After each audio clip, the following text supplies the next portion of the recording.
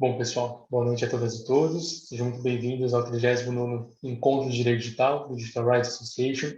Meu nome é Elton Maneto, estou como presidente para a gestão 2021-2022. Aqui também estão presentes a Isabela Pari, nossa vice-presidente, e os nossos expositores, Thais Toshi e Eduardo Laí. Muito obrigado a todos pela presença.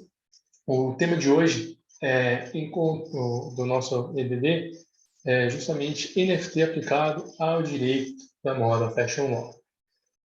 Os nossos expositores são Thais Toshi, que é advogada, graduada e pós-graduada em Direito Empresarial pela Mackenzie e em Direito Público pela ESA, tem curso de extensão na PUC São Paulo, IBMEC, FGV, YPO e INPI, entre outros. É professora universitária, professora convidada da ESA, e da ESA São Paulo e da ESA Rio de Janeiro, do IBMEC Rio de Janeiro e do SENAC São Paulo. Também é conselheira seccional da OAB São Paulo para o triênio 2019-2021. Seja bem-vinda, Thais. O Eduardo Lail é advogado, graduado pela Universidade de Sorocaba, pós-graduado em Propriedade Intelectual e Novas Tecnologias pela FGV São Paulo, membro da BPI e APP, Law Talks e da Comissão de Direito Digital da OAB Sorocaba. Seja bem-vindo, Eduardo. Muito obrigado por aceitar o nosso convite. Legal, obrigado, boa noite. Espero que seja um bom encontro aqui conosco hoje. Eu também agradeço o convite, mais uma vez, agora publicamente. É um prazer grande estar aqui com vocês e gostaria também de parabenizá-los agora publicamente também aí pelo trabalho desenvolvido com Digital Rights. Muito obrigado, Thais. Obrigado, Eduardo, pela presença. Isa, tem alguma coisa a acrescentar? Queria agradecer as palavras do Hélio aqui, sempre tão inspiradoras suas palavras de início de EDDs. Agradeço a presença da Thais e do Eduardo. A gente sabe que final de ano, principalmente para nós advogados, antes do recesso, é corrido, e muito obrigada pela presença de vocês disponibilizarem um tempo aqui para conversar com o pessoal que segue o Digital Rights, a gente aqui do Digital Rights, e sejam muito bem-vindas a todas, todos e todas que estão aqui presentes, tá bom? E aí a gente pode começar, passo a palavra agora para o Hélio, e o Hélio pode ir. Muito obrigado, Isa. Bom, gente, só relembrando, fiquem à vontade, a participação é livre, nosso espaço é democrático, fiquem à vontade para mandar as perguntas no chat, tá bem? O nosso EDD vai ser na modalidade de bate-papo, a gente vai conversar um pouquinho, vai falar dos conceitos básicos, vai aprofundar um pouquinho dos impactos recentes, né, de notícias recentes aqui a respeito de Fashion Law, a respeito dos NFTs nesse novo universo, e então fiquem à vontade para mandar as coisas no chat, ok? Bom, Thais, Eduardo, quem quer responder a pergunta de ouro? O que são NFTs e como elas se aplicam ao direito da moda? Vamos lá. Eduardo, você me permite começar e a gente se complementa? Por gentileza, por favor. Obrigada. Vamos lá, gente. Eu acho que a maioria das pessoas que está aqui conosco hoje já tem se não sabe a definição correta, tem uma excelente ideia do que vem a ser aí o NFT, né? Em inglês, NFT, que é em tradução livre, tokens não fungíveis, né? Ai, Thaís, tá bom, eu sei o que é esse significado de tokens não fungíveis, mas o que são esses tokens, para que eles servem, basicamente? De uma forma bem simplificada, eles são como se fossem códigos, como se fossem chaves, que contêm informações únicas e que servem para dar a autenticidade de algo, né? Eu ia falar um produto, mas não é só um produto. Qualquer coisa você pode comercializar através de NFT. Então, eu até passei a fazer uma adequação aí nessa definição simplista, porque eu já vi assim, as coisas mais esdrúxulas serem comercializadas dentro das plataformas que fazem a exposição desses bens que são virtuais.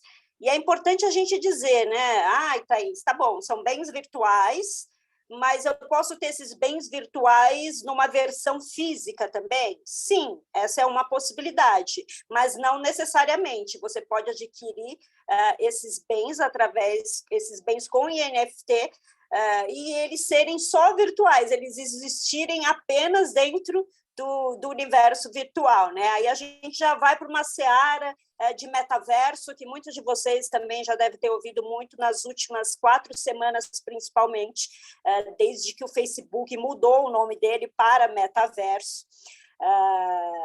Não que o Facebook tenha propriedade a respeito da palavra, né? Porque o metaverso é uma concepção, aí é como se fosse um universo paralelo, coincidente com o nosso universo físico aqui.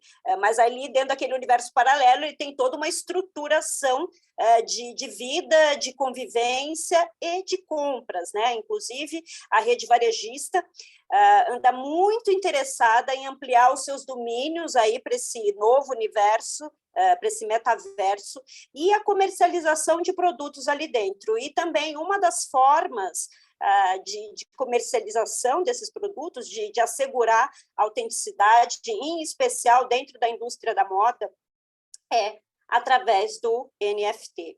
Então, a gente tem aí uma série de situações que vão se configurar aí a partir dos próximos anos.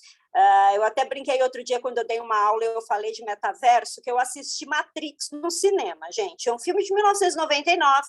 Para quem não assistiu, para quem é Gen Z aí, e assistiu depois, né, vai assistir, vai ver, nossa, que efeitos especiais mais retrógrados. Sim, mas em 1999 era incrível e falava, a Matrix nada mais era do que um universo paralelo ao universo verdadeiro ali, né?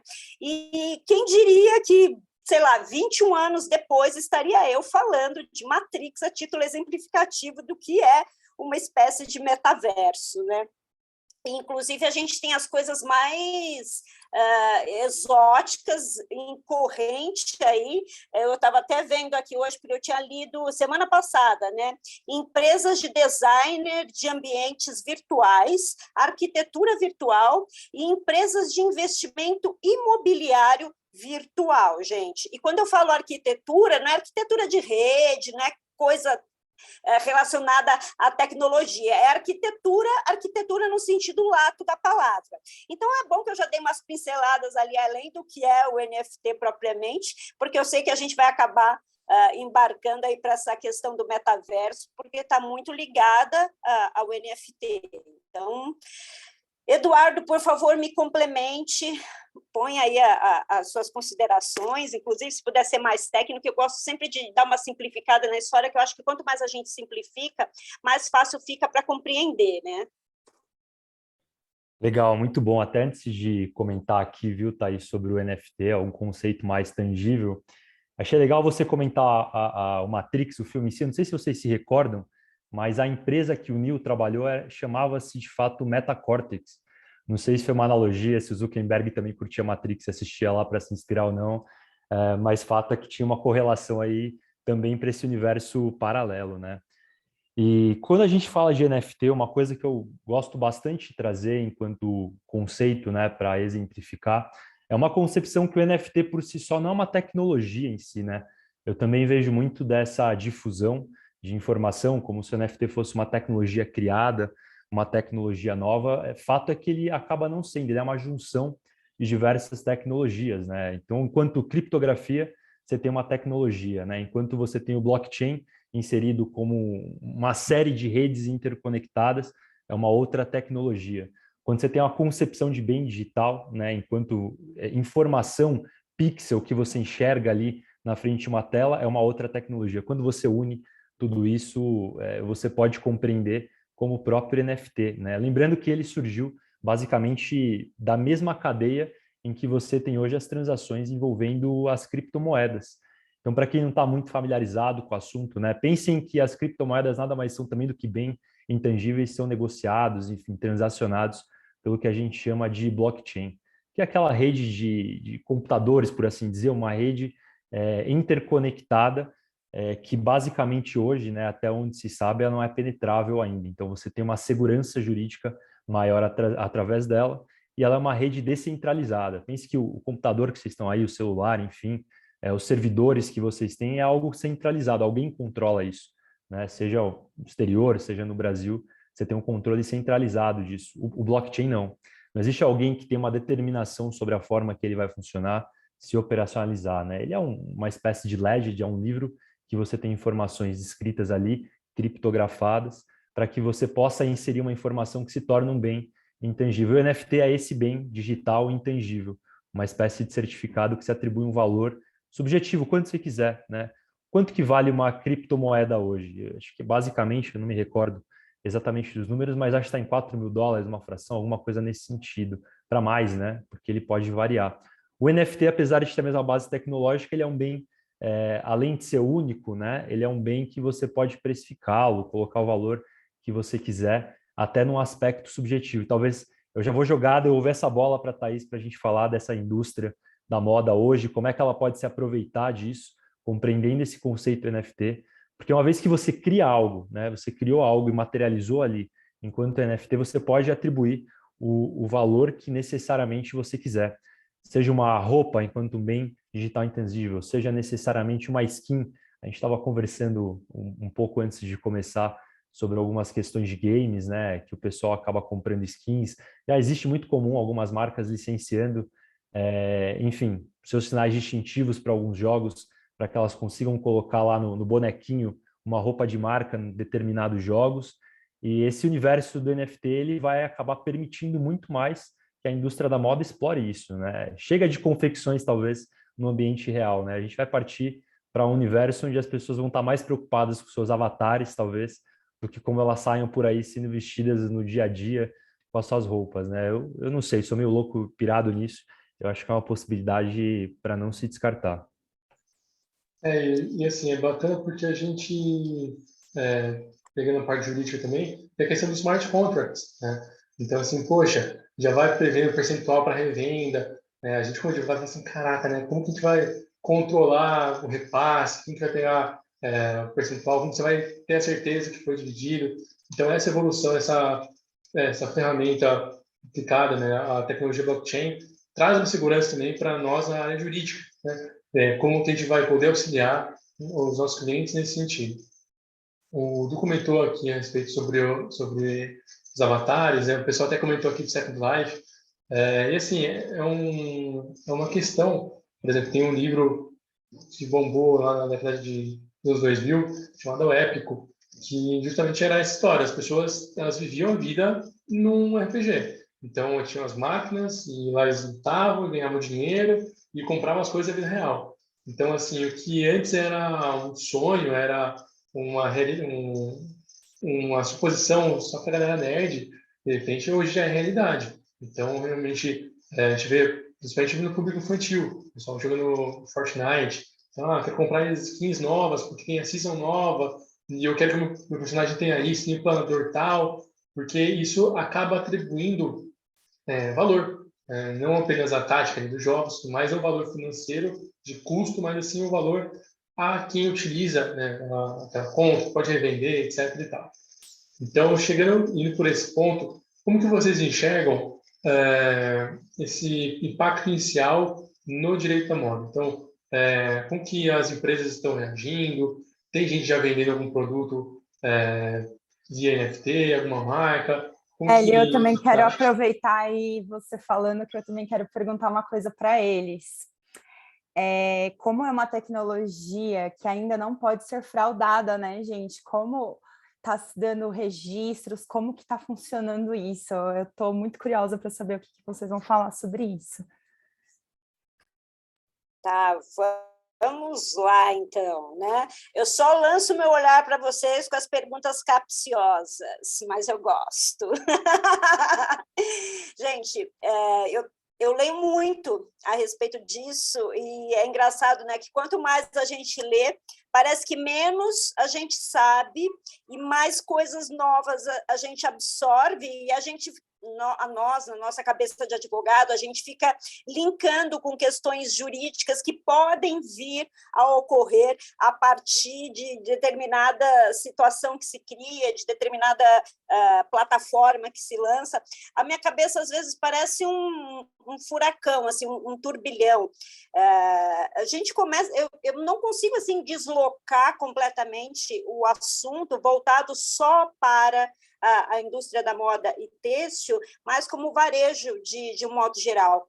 A partir desses investimentos que estão sendo feitos no metaverso, eu acredito, e por isso que eu até mencionei no início, né, que a partir dos próximos anos a gente vai ter um processo evolutivo nesse sentido muito grande. Isso vai implicar numa série de questões, não só jurídicas, como éticas, que é justamente o que o Eduardo mencionou também, de a gente deixar um pouco a nossa vida física, a nossa existência fática, em detrimento de um universo digital. Nós criarmos uma realidade paralela e meio que abdicarmos da nossa existência física real aqui em prol daquela existência virtual, onde tudo pode ser perfeito, onde você pode criar o avatar do jeito que você quiser, onde você pode criar uma vida que não necessariamente corresponde à sua vida aqui fora, e isso levar para um caminho assim um pouco perigoso, eu digo. Então, e mesmo porque não há uma regulamentação ainda em relação a isso. A gente faz a aplicação das legislações existentes por analogia, já que é um universo virtual em que se repete situações do universo físico, fático, por óbvio, a gente pode também aplicar por analogia, como se fez na internet no início. Havia uma discussão, será que a gente aplica a legislação consumerista às compras que são feitas online? Por mais incrível que isso pareça hoje, porque é tão óbvio, no início do e-commerce as pessoas discutiam, o nosso judiciário discutia se aplicava a legislação consumerista para as compras que eram feitas online, até que se chegou à conclusão de que não há diferença no formato de compra. Inclusive, acresceu-se aí a legislação, alguns pontos que são válidos virtualmente, mas não nas lojas físicas. Então, por que eu falo isso? Eu acho que a gente vai ter ainda muita discussão pela frente, ainda não temos assim uma quantidade significativa de plataformas que transformam esses bens, sejam eles quais forem, em NFTs, porque eu não posso simplesmente, eu vou querer vender esse meu casaco, vou colocar à venda, eu sou uma pessoa mega famosa, vou colocar à venda, as pessoas vão ficar enlouquecidas para comprar via NFT. Tá bom, como é que você vai fazer isso, Thaís? Vai anunciar no Mercado Livre? Não, Mercado Livre não é uma plataforma de comercialização de NFT. Existem plataformas específicas para isso, essas plataformas, elas cobram um valor para que você exponha o seu produto ali dentro, para que elas transformem isso nesse código de autenticidade, né? Vamos resumir assim, que fique lá à disposição, e ela recebe um percentual a respeito das vendas que são feitas ali dentro. E os valores ainda são muito altos e não são acessíveis à maioria das pessoas, mesmo porque a grande parte da população, né? Eu não gosto de usar esse termo, mas não me vem outro à cabeça, o homem médio ainda não está com a habitualidade que nós, por exemplo, que a gente já conhece, estuda, pesquisa, isso ainda é algo muito novo, que as pessoas ainda têm dúvidas acerca do seu funcionamento, para que serve, e se aquilo tem um valor prático mesmo, né? Então, a gente tem uma série de questões aí eu ainda estendo um pouco para a questão da inteligência artificial, que é outro tópico que também não tem nenhuma orientação legislativa nesse sentido. A gente está solto aí, e a inteligência artificial está cada vez mais presente no nosso dia a dia.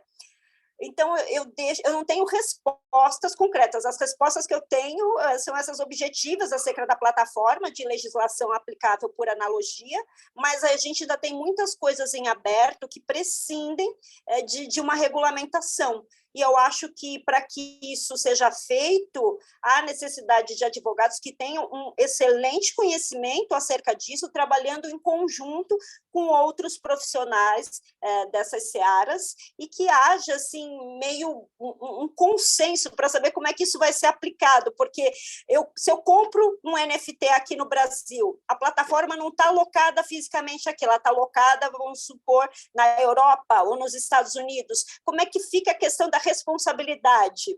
A responsabilidade solidária, a responsabilidade, eventualmente, pela não entrega do produto, ou se eventualmente se descobre uma maneira de burlar a segurança que o blockchain atualmente tem, que está vinculado ao NFT. Como é que fica essa questão de responsabilização? Então, eu acho que eu não colaborei muito no esclarecimento de dúvidas, mas deixei mais dúvidas ainda aí, que eu acho que a gente tem muitos operadores do direito e futuros operadores para concatenarem aí acerca dessas questões, gente. E é isso. Legal, muito bom. Para contribuir também, viu? Até eu pedi para o Tomba depois refazer, né, a pergunta dele, mas a da Isabela em particular, viu? Como é que você faz hoje essa forma de aquisição, né, de criação de um NFT? Basicamente, você tem que ter uma wallet, assim, sediada no Ethereum. O Ethereum é uma plataforma em si que faz a gestão do blockchain, e através de alguns sites como Haribo, enfim, alguns outros, você consegue criar, você consegue comprar, né, uma fração desse Ethereum, colocar uma suposta imagem, o que você quer guardar de informação como um NFT, e aí você faz esse pagamento e você gera ele, né? Você pode até estipular o preço, viu, Isa, quando você faz a forma de aquisição desse NFT.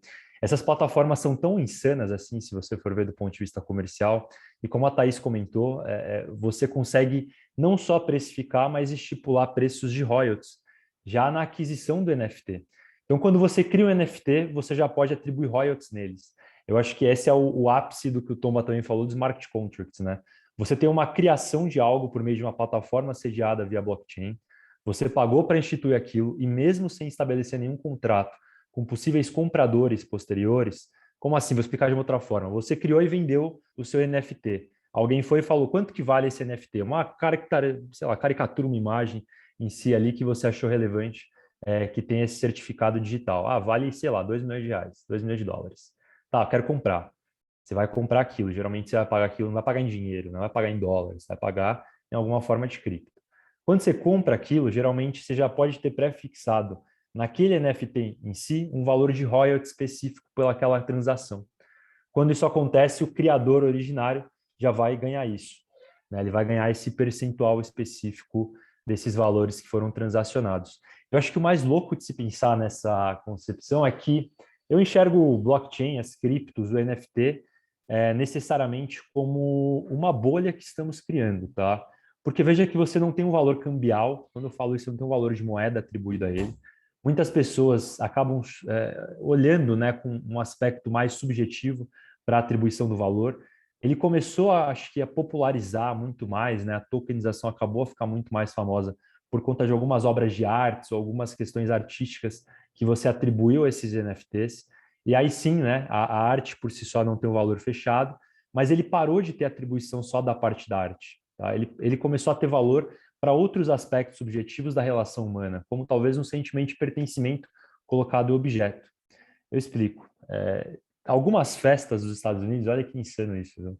Algumas festas dos Estados Unidos começaram a perceber que o mais importante não era necessariamente o ticket vendido, ou o quanto você estilizava o local, ou a melhor champanhe ou bebida que você colocava ali para as pessoas consumirem, mas sim a forma de você ingressar naquela festa.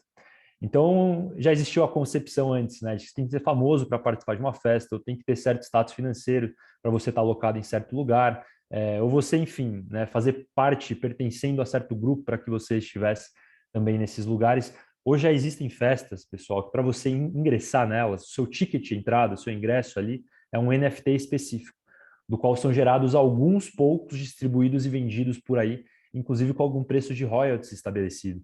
Então, para que você tenha o sentimento de pertencimento àquele pessoal que está frequentando aquele lugar, ou para que você necessariamente seja alguém, né, daquele grupo determinado de pessoas, você tem que ter um NFT determinado. E às vezes, quando você faz, né, cria esse NFT para essa festa, você pode revender esse ingresso, por assim dizer, que é esse bem digital. E eu acho que a bolha existe a partir do momento em que a pessoa que muitas vezes está disponibilizando esses NFTs por aí, pensando nessas festas, enfim, nesses locais específicos, ela ganha royalties sobre aquilo, só que ela mesma promove esse tipo de coisa. E você começa a atribuir valores assim, completamente fora da realidade econômica que a gente tem hoje, por alguns bens digitais que necessariamente a atribuição, né, o valor econômico deles é inflacionado, né? Ele supera qualquer expectativa que você possa ter de um bem físico tangível que necessariamente vai suprir as necessidades humanas. E eu acho que isso acontece também no aspecto da indústria da moda. Eu imagino que todos que estejam aqui presentes têm alguma participação, né, seja por tocar algum business, ou por se interessarem por essa área do direito também, ou ter alguma conexão ou só interesse nisso, mas a gente não pode deixar aqui de ter um pensamento mais crítico com relação a isso, que é da concepção do valor que nós atribuímos para certas questões inerentes a esse universo aí que a gente vive do fashion, enfim, que são valores também que muitas vezes superam qualquer expectativa que você tenha de um viés mais real, né? E por que eu estou falando tudo isso? Porque eu acho que isso vai acabar gerando necessariamente alguns reflexos jurídicos que vão ser muito prejudiciais no futuro, né? Acho que nunca vão se discutir propriedade de NFT, porque hoje, pelo menos, você tem algo que é garantido por um certificado digital. Eu não vejo essa problemática aí como muito emergente no futuro. Mas você vai começar a querer, muitas vezes, discutir algum aspecto de valoração ou nulidade de transações de NFT pelo valor que foi agregado, porque são coisas hoje que fogem completamente da realidade, né? Você pode discutir, por exemplo, esse royalties que está sendo pago e atribuído por esse smart contract para um terceiro na venda como uma invalidade jurídica. Comprei por 2 milhões, revendi por 2 milhões. Só que eu não ganhei 2 milhões, porque parte disso eram royalties que o criador teve. Mas eu não aceitei essa condição necessariamente em algum contrato específico. Ela foi imposta pelo mecanismo que a plataforma me disponibiliza tecnológico. A Thaís muito bem comentou sobre a forma de regulação da rede. Eu não sei se vocês conhecem, mas vale a pena pesquisar alguns doutrinadores que estão tratando da regulação da rede. A concepção principal que eles nos colocam hoje é sobre a forma de construção e arquitetura da rede que vão impactar as relações sociais e econômicas que a gente tem hoje, né, interpessoais também. E eu acho que a maior problemática vai estar justamente nisso, né? Esses NFTs, quando inseridos nesses contextos da sociedade de forma geral, eles não têm um valor real com relação ao que necessariamente eles podem ter atribuído, eles são super inflacionados, fora da casinha, assim, por isso que o acesso é muito complicado também. 2, você tem uma arquitetura da rede absurdamente complexa nesse campo tecnológico, o que impossibilita, às vezes, você forçar uma adjudicação. Para quem não sabe, isso é quando alguém tem um direito e o Estado vai e determina que você tome posse daquele bem digital. Você não pode forçar alguma obrigação de fazer relativo àquilo, você não pode influenciar, né, nos contratos digitais que são realizados hoje por conta do NFT. Eu acho que essas problemáticas aí, elas vão cada vez mais estar presentes, viu? E assim, com todo respeito ao direito, sou advogado também, milito com isso bastante no âmbito regulatório, né, de tecnologia, mas advogado não vai conseguir resolver isso, assim. Até porque advogado vai passar 4, 5 anos discutindo jurisdição. Ah, porque o Brasil é competente, não, porque os Estados Unidos é competente, mas é uma tecnologia descentralizada, vai ter um pitaco político por ali ou outro, querendo que as coisas funcionem assim, a gente vai patinar e talvez não consiga resolver isso, né? Eu acho que esse viés de resolução vai ser uma compreensão ampla da sociedade mesmo, em como que ela vai requerer que isso seja regulado, né? Tem que bater na porta do legislativo, igual a Thaís comentou, cadê essas leis que necessariamente regulam esse ambiente tecnológico? A gente tem um marco legal da inteligência artificial agora, que é um absurdo, né? Ele é simplório, ele é principiológico, ele não define conceitos, ele deixa a população à mercê das pessoas que falam bonito sobre tecnologia, mas no final do dia são empresas privadas, big techs, que têm interesses particulares sobre a sociedade. Então, acho que para a gente começar, talvez seja de fato discutir essa regulação, seja implicar necessariamente que essas companhias que fazem esse tipo de transações, elas têm um pouco de cautela com relação a isso, sejam formas de você construir essas questões de arquitetura da rede de um modo muito mais democrático, que não favoreça alguém que está numa ponta de cadeia, que vai acabar entrando numa briga de jurisdição muito grande para que tenha seus direitos ali estabelecidos, viu? E para fechar, assim, de fato, né, eu não sei se eu fui claro nas minhas falas aqui também, mas para fechar, de fato, acho que a principal crítica que a gente tem que começar a debater necessariamente é a forma como a indústria da moda vai querer absorver essa tecnologia. tá? Por quê? É uma tecnologia que vai dar muito dinheiro. Isso é um fato, isso é inegável, já está dando muito dinheiro. Então, interesses econômicos sobressaem sobre alguns outros interesses particulares ou sociais. Eu acho que a partir dali, as regras que vão ser ditadas vão depender muito de como esses players que têm acesso às tecnologias vão colocar elas para o mercado, né? E eu falo até num aspecto amplo.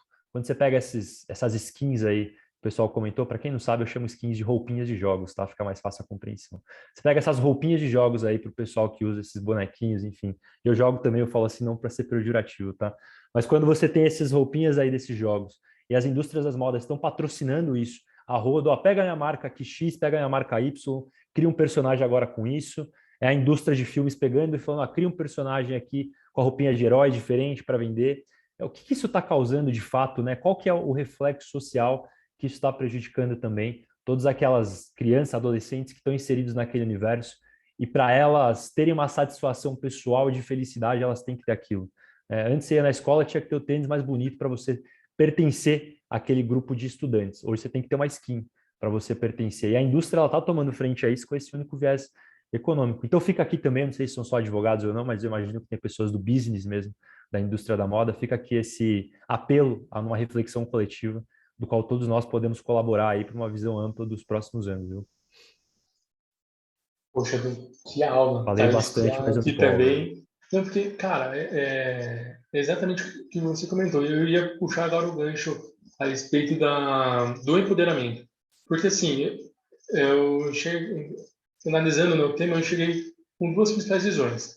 Que é uma crítica, né, que realmente, poxa, NFT vai ser só para uma parcela tal da sociedade. A outra eu já vi por um lado, assim, não, porque a NFT vai permitir o empoderamento do criador de conteúdo, do criador de arte digital. Ele vai poder colocar o preço que ele quiser na arte dele e tudo mais. E graças aos smart contracts, você vai conseguir pegar os royalties, etc.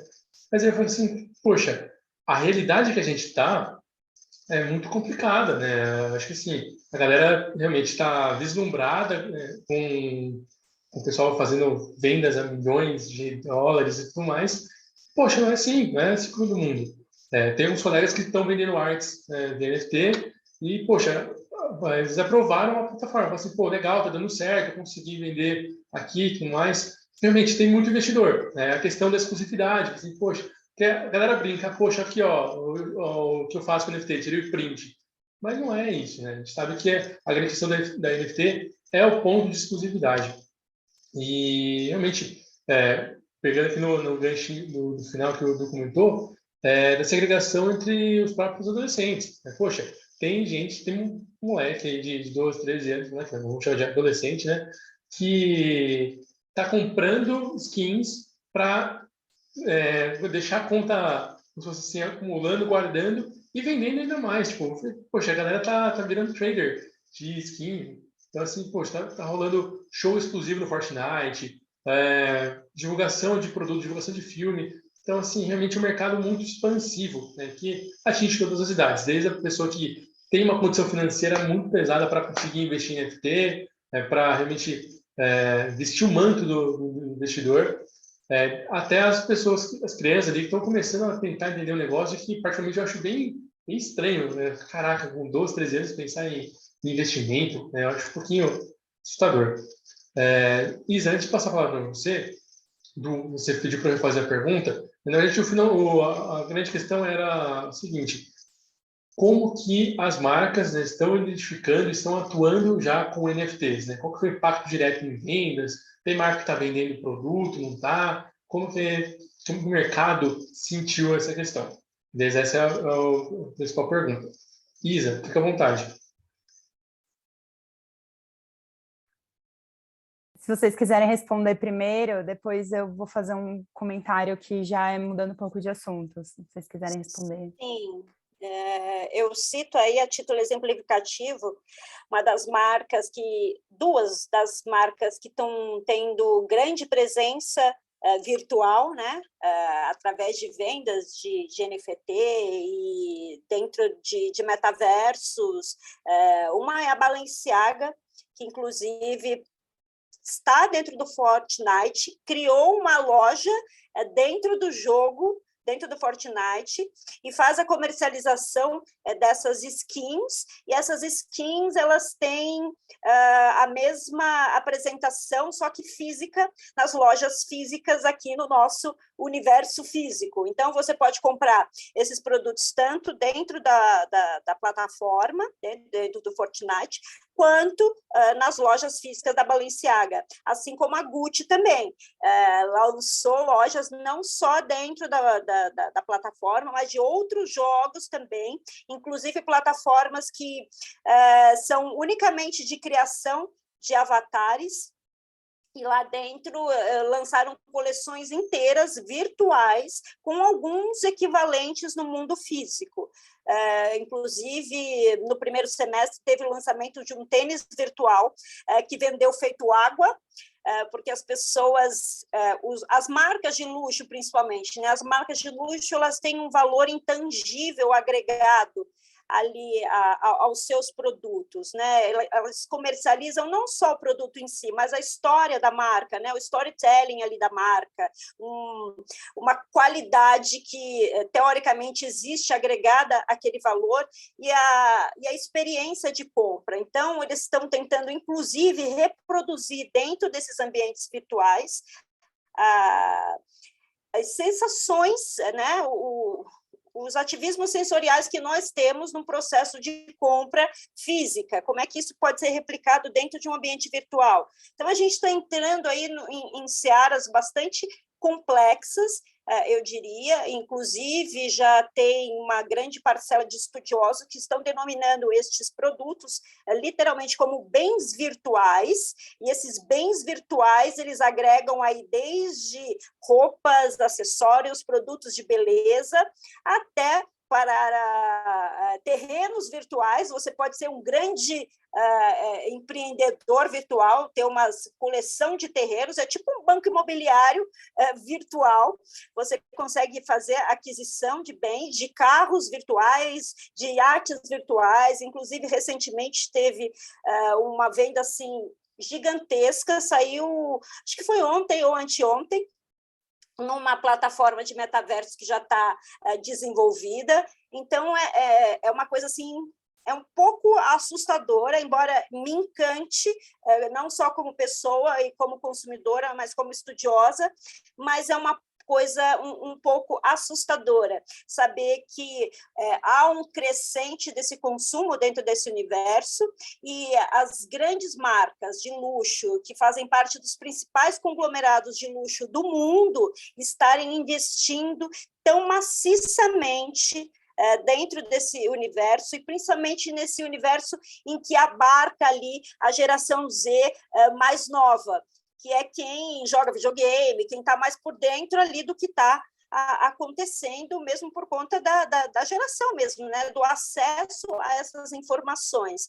Porque até essas informações chegarem nos millennials, por exemplo, da qual eu faço parte, a minha geração, a minha assimilação desse tipo de informação e de forma de compra e de forma de aquisição e de propriedade ou posse, né? Aí a gente vai começar a discutir aí, tá? Eu tenho a posse ou eu tenho a propriedade? Tá? Eu tenho a propriedade, mas não tenho a posse, porque é um bem virtual, intangível, né? Então a gente começa uma série de discussões aí dentro desse sentido, mas o que eu vejo acontecendo desde que o NFT começou a crescer, né, como bem disse o Eduardo, estamos numa bolha, assim como ocorreu com o início da criptomoeda. Nós tínhamos aí um crescente de criptomoeda, a coisa foi crescendo, crescendo, crescendo, inclusive o mercado deu uma retraída por conta disso, agora estabilizou um pouco, e eu acredito que isso vai acontecer também com o NFT e com estes bens virtuais, a forma,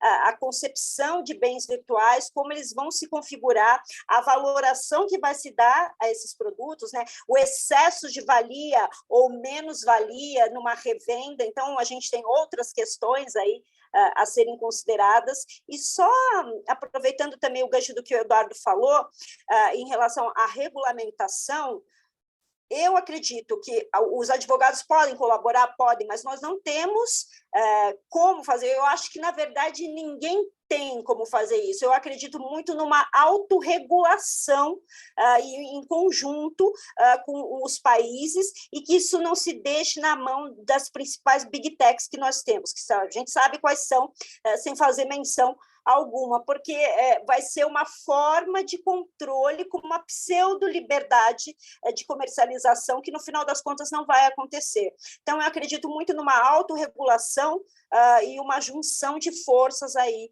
entre os países para que isso tenha um mínimo de norte para que a gente possa transitar nesses novos universos. É isso, gente.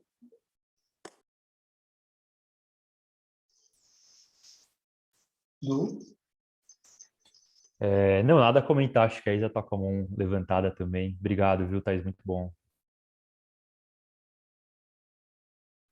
Então, a Thaís começou a falar o que eu ia comentar, também que ela já falou na resposta, eu vou enganchar aqui no que ela falou. Eu estava lendo para o EDD de hoje, e aí a Balenciaga é uma marca que ela lançou um próprio jogo para apresentar a coleção de inverno 2021. O jogo se chama Afterworld, The Age of Tomorrow. Então, ela apresentou a coleção dela de inverno 2021 por esse jogo. Então, assim, e tirando que várias celebridades, né, tipo Paris Hilton, Kate Moss, já fizeram estreias no NFT. Então, assim, eu acho que o real turning point do NFT para a moda, principalmente, foi a pandemia e a gente ter que ficar dentro de casa e como que as marcas elas podem chegar nos consumidores de alguma outra forma, né, que não sejam os desfiles, as semanas de moda, né? Então, e algo mais assim acessível àqueles consumidores que, por exemplo, para você ser convidado para uma primeira fila de um desfile da Chanel, né, Thaís? Brasileiros, eu acho que a gente pode contar numa mão quem é convidado, né, para assistir o desfile. Só pessoas ícones dentro do mundo da moda, que trabalham com redes sociais, etc. Eu acho que o turning point disso mesmo para o mundo da moda foi a pandemia, né? Como que a gente vai chegar nessas pessoas? Porque, assim, os influenciadores digitais iam até os desfiles, qual a principal função deles? Se você vê a câmera passando, assim, eles sentados, é o celular, assim, para gravar stories para o público deles verem o que vai vir na próxima coleção daquela marca, né? E aí, e sem os desfiles agora? Como que a gente vai fazer? Eu acho que foi o principal movimento dentro da moda, né, Thaís? Acho que a Thaís pode falar até melhor do que eu em relação a isso. Não, só complementando de forma bem breve, Isa, eu falo que o grande pulo do gato do NFT para a moda é possibilitar justamente a proximidade com o consumidor que se manteve à distância, um alcance mais amplo de pessoas que, a priori, não teriam acesso a esses desfiles, e através dos desfiles virtuais você consegue possibilitar esse acesso para qualquer pessoa que tenha uma conexão de internet no mundo, e garantir a autenticidade e dificultar. Eu falo dificultar porque eu não acredito em nenhum meio que seja 100% infalível. Até hoje, dia 30 de novembro, a gente pode dizer que o blockchain é infalível, ok, mas a gente pode acordar amanhã e não ser mais, entendeu? Então, eu sempre falo, até este momento ele é infalível, é um método infalível de se garantir a autenticidade de um produto e a comercialização desse produto autêntico com o valor agregado que ele carrega. Então, a gente tem aí o respeito à propriedade intelectual, tanto sob a esfera dos direitos autorais quanto da propriedade industrial, a gente consegue garantir isso até esse momento, e as marcas conseguem se tornar mais populares dentro dos nichos de mercado que interessam para elas e acessar o consumidor que partiu em em retirada em decorrência da pandemia. Então, eu aponto essas 3 principais características aí, vantagens para o universo da indústria da moda, de uma maneira geral, do que o NFT pode proporcionar, do que essas plataformas, esses metaversos, o que eles podem trazer de benesse aí para o consumidor. Legal. Deixa eu até fazer um adendo aqui, viu? Mais uma visão particular daí, Isa, Thaís, que eu tenho aqui, tá? Eu vejo o universo de NFT, por exemplo, como uma forma que essas indústrias, que essas marcas, elas têm de chegar a certos consumidores que elas nunca atingiriam se mantessem aquela forma e visão de negócio sedimentada ao longo dos anos já. Eu te falo por quê, né? Eu acho que eu nunca vi um desfile da moda assim, mesmo trabalhando no universo de PI, de Fashion Wall, justamente porque são interesses, apesar de análogos, né, que muitas vezes não se conversam. E essas marcas, quando elas olham para coleções específicas de inverno, né, elas não estão focando naquele cara de 40 anos que está jogando um game ali e tentando construir alguma coisa diferente. Ela está focando em quem tem interesse por esse tipo de mercado. Ele não vai acabar também por causa do NFT, né? Mas eu vejo como uma possibilidade que eles têm a partir de agora de explorar certos mercados em ascensão, que com o passar das gerações ele vai começar a se tornar muito mais popular e comum, né? Até pela amplitude das tecnologias. E eu acho que talvez essa seja a grande sacada. Eu digo para você que, assim, uma análise muito subjetiva, assim, né? Sem muitos dados para corroborar o que eu vou falar aqui, mas mais um sentimento, tá? Eu vejo que muitas marcas do Ocidente não estão focadas ainda na conexão com novas tecnologias, tá?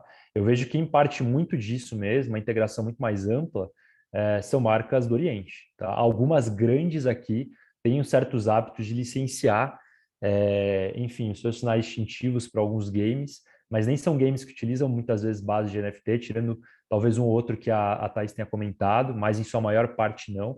São licenças comuns mesmo, que são desenvolvidas com base em código ali, e é o máximo que elas ousam chegar nesse universo de novas tecnologias, sabe?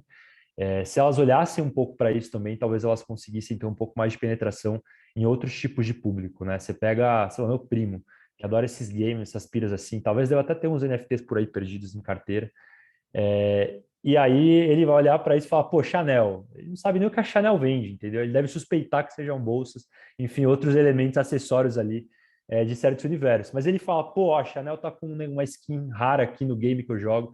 Eu tenho certeza que ele vai falar, pô, eu quero isso, né? E você pode precificar como for, que ele certamente vai estar buscando. Então eu vejo como mais um mercado de oportunidade do que um mercado em movimento ou real agora, tá? Essas marcas, elas não estão sabendo olhar totalmente para isso. Deve ter alguém até na empresa aí, possivelmente, ou alguém que trabalha aqui nos ouvindo agora, que até já levantou a mão, né, por ter interesse com o tema, para algum board, algum diretor, e falou, meu, vamos olhar para cá. E eles falaram, não, já vai chegar a nova coleção, a gente tem que focar nisso. O meu sentimento é esse. Eu acho que são coisas que vão se maturar ainda com o passar dos anos, viu? E públicos completamente diferentes. Show de bola, Thaís. Muito obrigado pelos comentários. Bom, gente, só até para comentar aqui, está procurando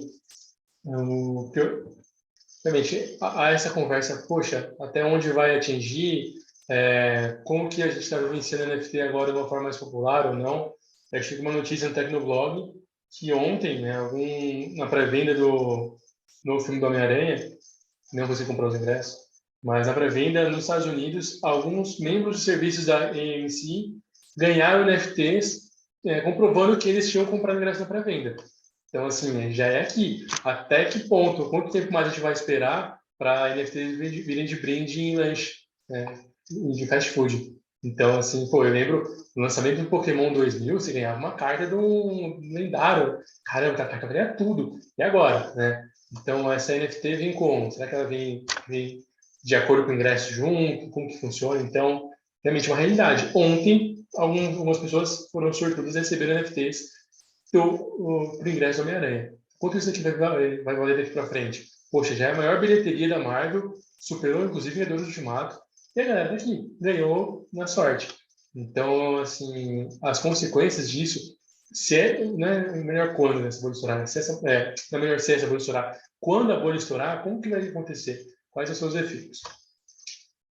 Bom, pessoal, já encaminhando para o encerramento, antes de abrir para os comentários finais, queria conversar com vocês do chat. Gente, alguém tem uma pergunta? Quer perguntar uma coisa para a Thaís, para o Du? Isa, por gentileza, se você puder colocar as redes sociais deles novamente. Eu vou colocar, Hélio, tem uma pergunta aqui do Pedro Henrique Alves. Opa, beleza. Aqui, ó. Ele pergunta assim, que tipos de plataforma NFT pode dar exemplo? Aí a Thaís respondeu no chat mesmo. Aí ele perguntou, a responsabilização pela não entra do produto, já que não é aplicado o CDC, porque não acaba sendo uma relação de consumo? Eu não entendi. Legal. A responsabilização pelo que, Pedro, só pela venda, pela aquisição, se puder só complementar aqui.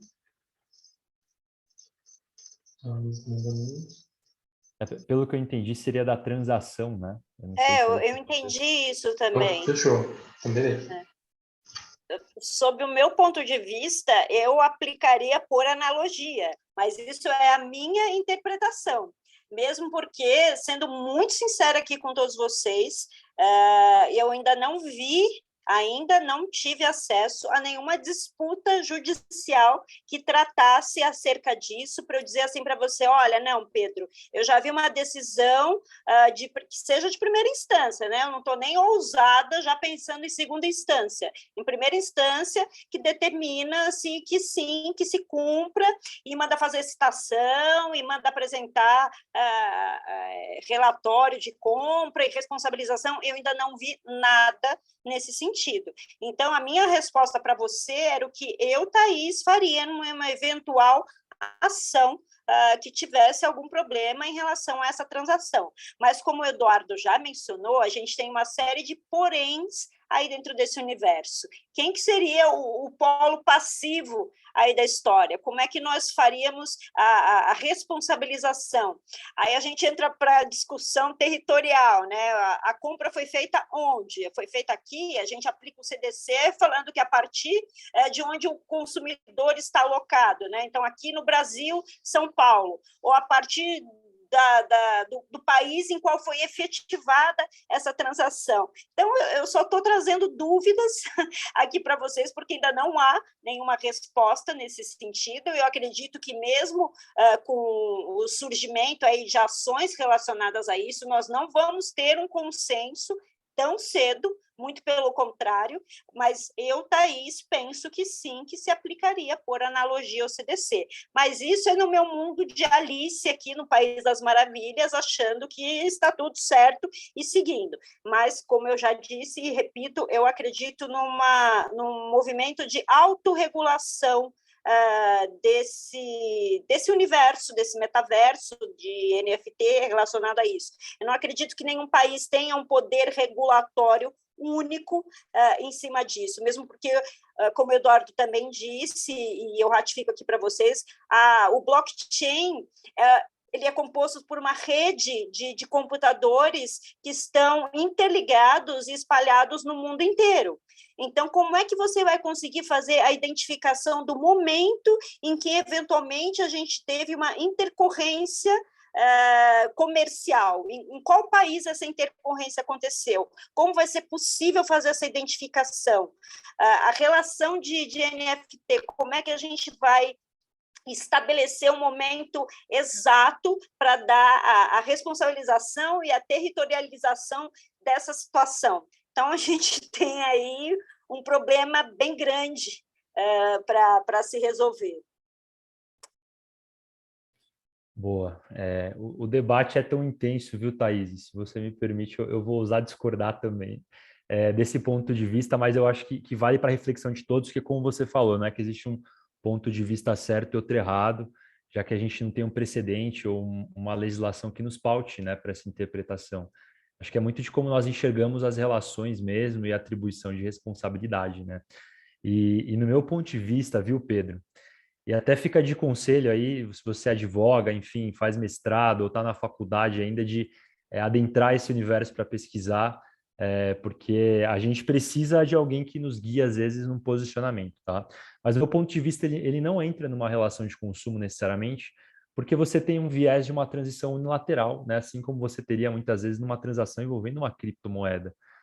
Por mais que você possa ter uma atribuição da plataforma que gerencia aquilo, eu vou usar o exemplo como o mercado Bitcoin, se é que eu posso mencionar aqui no Digital Rights essas empresas, plataformas, marcas, né? Mas se você tem certas plataformas que fazem a gestão de transações e elas por si só fornecem esse serviço, quando você tem uma transação envolvendo direto entre particulares ali, uma transferência de NFT, tá? Vamos chamar dessa forma, eu não vejo como se aplicaria um Código de Defesa do Consumidor com o conceito de 1990 ali, de uma prestação de serviço ou um produto, né? Apesar de você considerar hoje um bem móvel digital, né? Pelo menos se a gente for olhar do ponto de vista de IPI ali, dentro de uma propriedade industrial, ou até mesmo tentar atribuir para um direito autoral.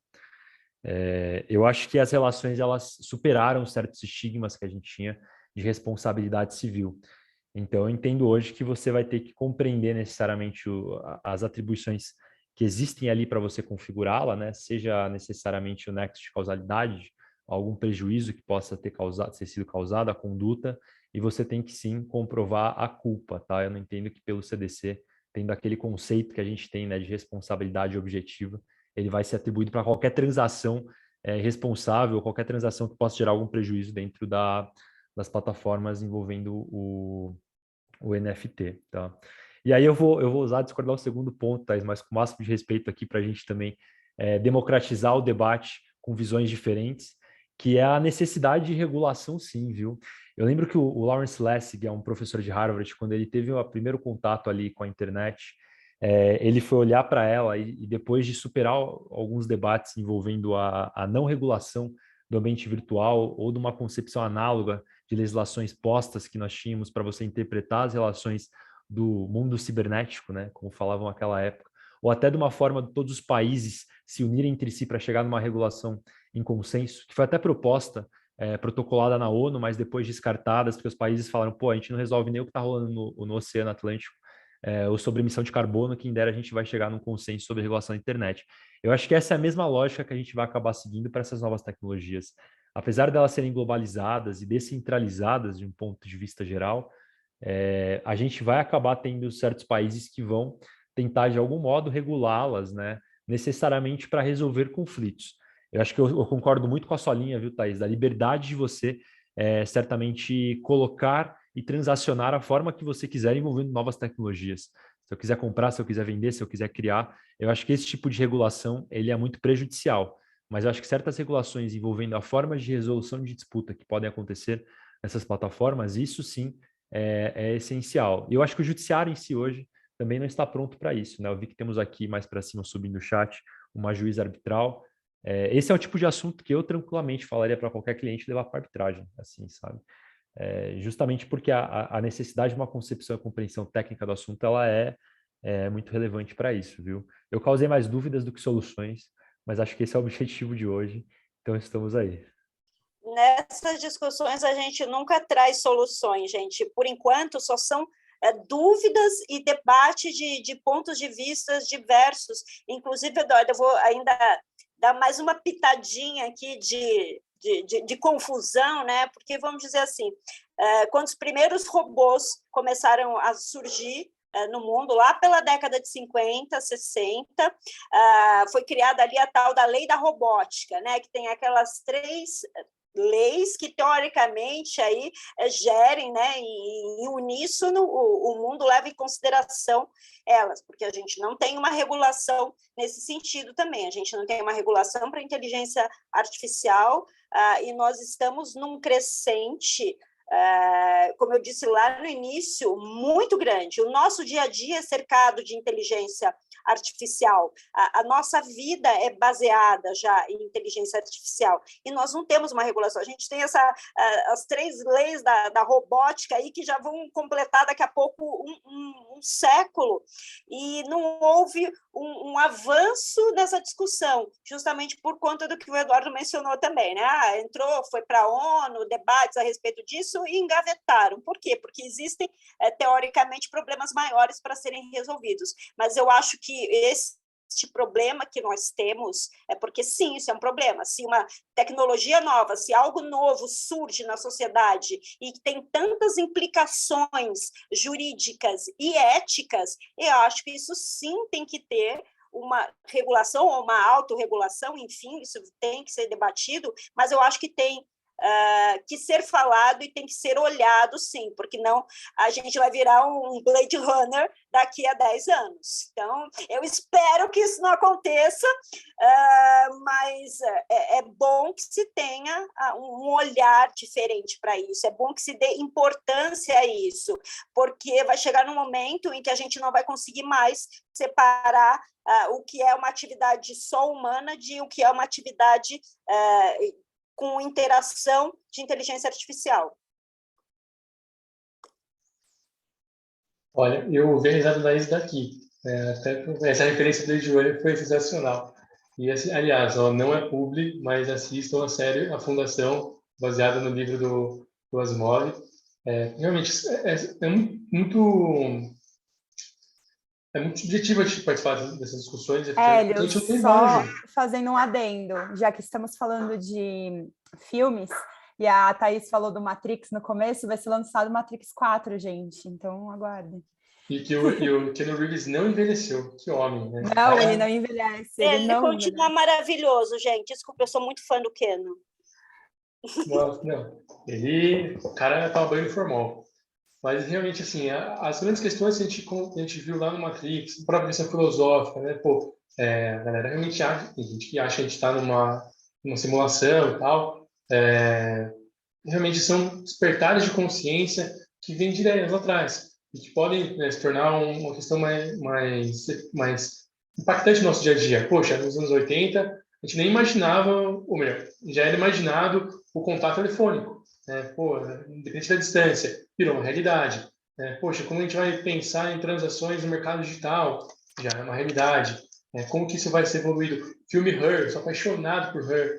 Poxa, se tem algum filme que fala, caramba, esse filme pega, assim, caramba, como que vão cuidar das relações com inteligência artificial, relações românticas com IAs? Então, assim, a gente vai entrar na discussão do metaverso, vai passar por vários pontos que originaram nessa discussão de NFT, da evolução da comercialização, de como o mercado se adapta às novas tecnologias e como a gente vai chegar nesse ponto. Então, poxa, obrigado mesmo pela contribuição pela contribuição Thaís. Será que o JEC vai aceitar ações de NFT?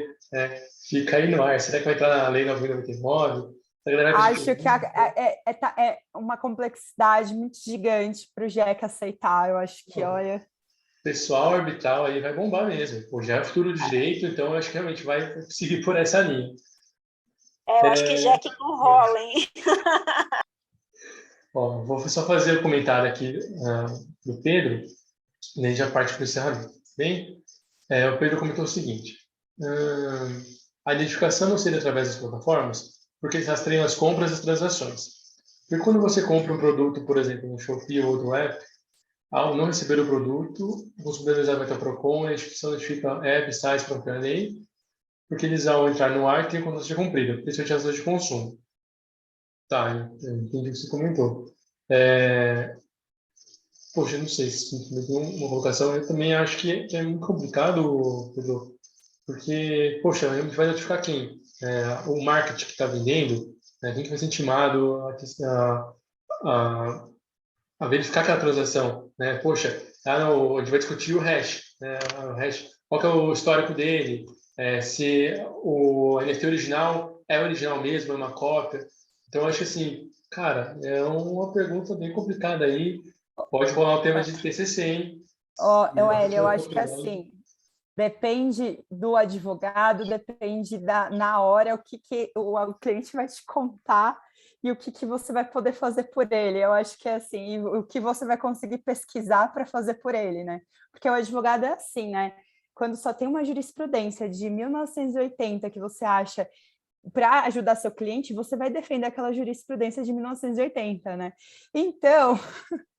E eu acho que é importante dizer que priori, essas plataformas que ele mencionou aqui são marketplaces.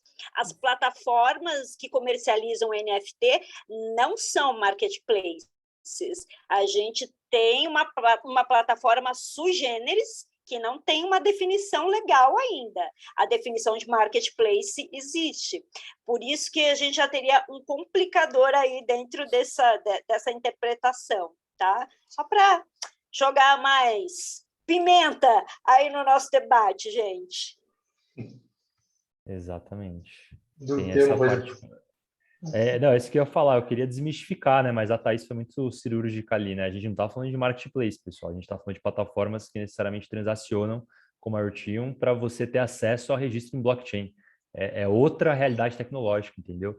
E eu ainda sou do posicionamento que a questão de você associar a marketplace, o CDC, de uma forma indiscricionária ali, já é também um pouco forçada, viu? Se no marketplace, pense assim, se no marketplace por si só, que já intermedia um serviço, cabe discussão, imagina uma plataforma que nem marketplace é, viu? Eu acho que essa é a grande questão. Excelente, Du. Excelente colocação.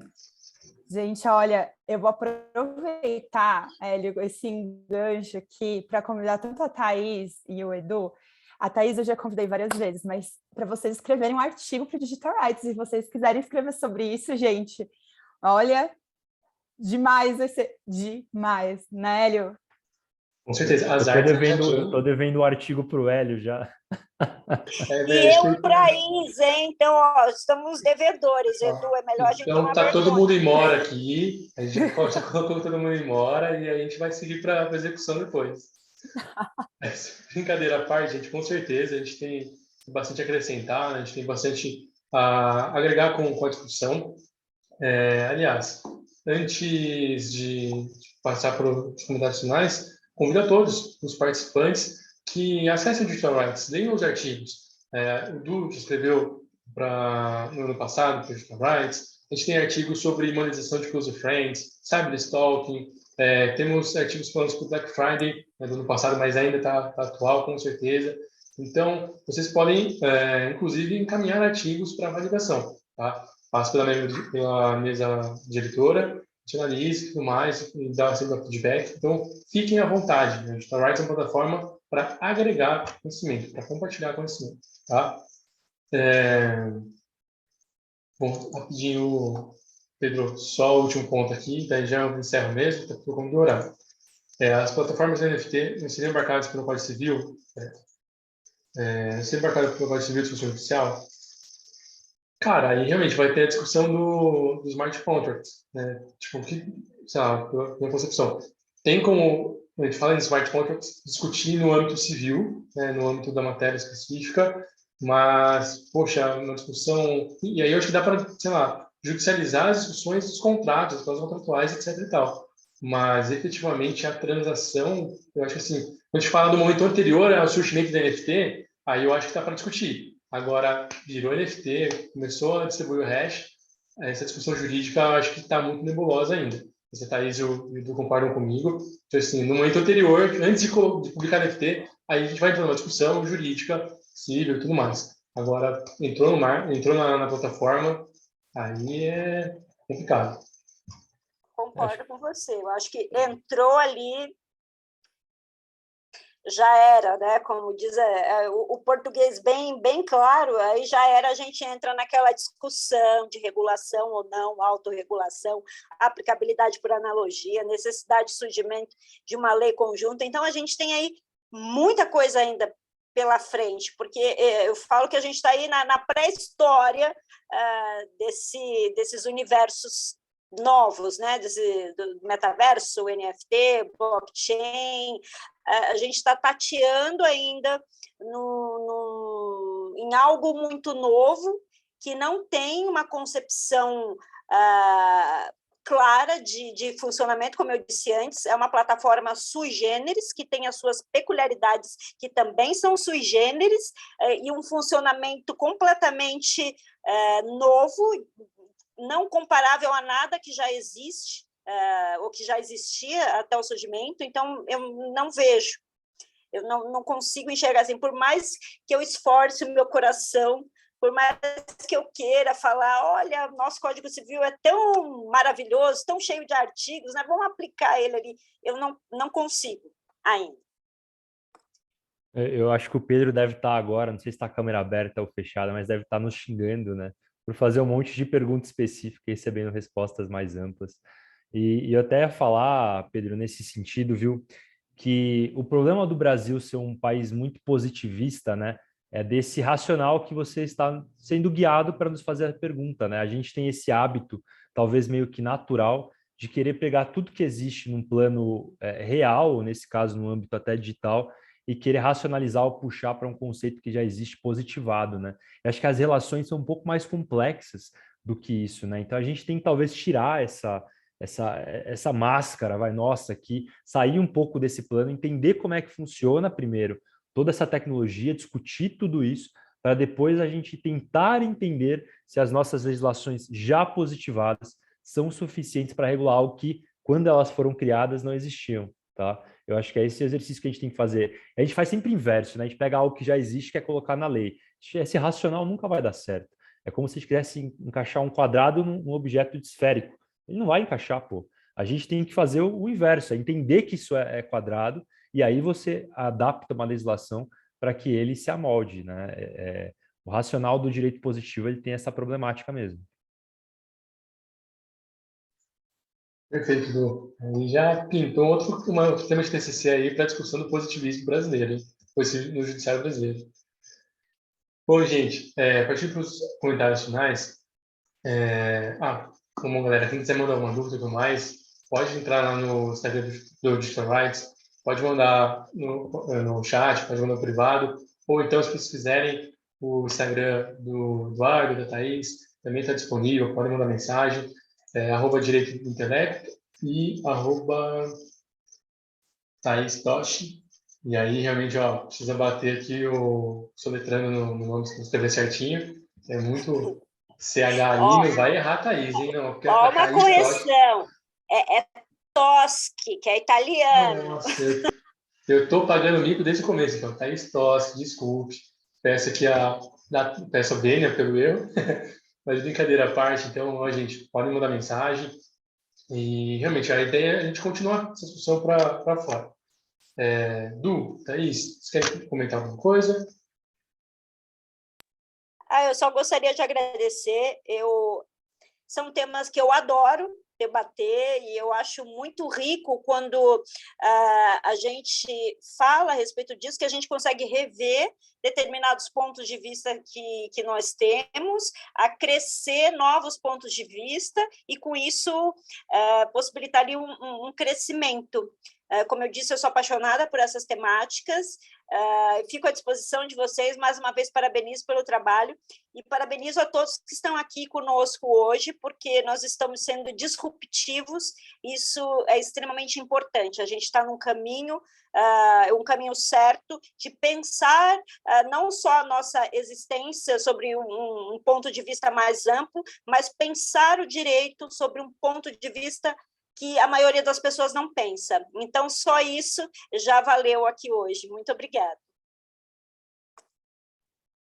Legal. Tomba, Isa, obrigado pelo convite. Thaís, um prazer aqui dividir contigo esse debate. Eu acho que foi extremamente rico. Eu saio daqui muito reflexivo hoje. Obrigado a todo mundo que participou também, perguntou, esteve aqui conosco nessa noite. Eu acho que esse é o caminho mesmo, né? É democratizar cada vez mais as formas que a gente tem acesso às informações e as formas que a gente tem para discutir isso aí na sociedade. Valeu. Du, Thaís, muito obrigado pela presença, obrigado pela oportunidade de estar aqui compartilhando e aprendendo cada vez mais com vocês. Du, eu conheço a longa data, profissional que eu admiro pra caramba, que tem gente dedicado. A Thaís, eu sei que ela, muito embora eu conheça ela através da Isa, poxa, eu tenho certeza que a Isa tem um pôster seu no quarto. Assim, realmente é uma inspiração, fala muito bem sobre você, e hoje estou conhecendo de perto a lenda da Thaís. Então, poxa, sensacional, Thaís. Muito obrigado pela sua colaboração. Fico muito feliz em ter a oportunidade de compartilhar espaço com vocês. Du, Thaís, profissionais que eu admiro bastante. Muito obrigado, viu? Isa, muito obrigado pela disposição. Obrigado por sempre estar apoiando aqui com a gente com o Digital Rights. Sem você, realmente, o nosso trabalho seria muito mais difícil. Então, aí você sempre deitando o cabelo aqui nos nossos EDDs. Pessoal do chat, muito obrigado pela participação. Esse foi o nosso último EDD do ano. A gente volta no ano que vem, que é 25 de janeiro. Tá? Dezembro a gente não vai ter EDD. Então, poxa, a gente vai até dar uma olhada se a gente vai conseguir upar no YouTube ou não. Quero assistir os últimos EDDs, como que eu faço? Quero conversar mais sobre o tema, quero indicação de livro. Converse com a gente, segue lá no Instagram, @digitalrightscc no final, de Association. E qualquer dúvida, converse conosco, tá bom? Tenha um excelente final de semana, não, excelente semana, excelente final de novembro, dezembro está aí, 13º chegando, a gente fica feliz aí com as compras, está bombando que tem o boleto da Black Friday para pagar, né? Mas que a gente consiga... Comprar NFT, todo mundo comprando NFT comprar NFT. Então, assim, vamos investir. Então, a gente fica no agradecimento, na expectativa de termos um ano de 2022 muito mais feliz. Muito obrigado a todas e todos pela presença e conte sempre conosco. Forte abraço e até a próxima. Tchau, tchau.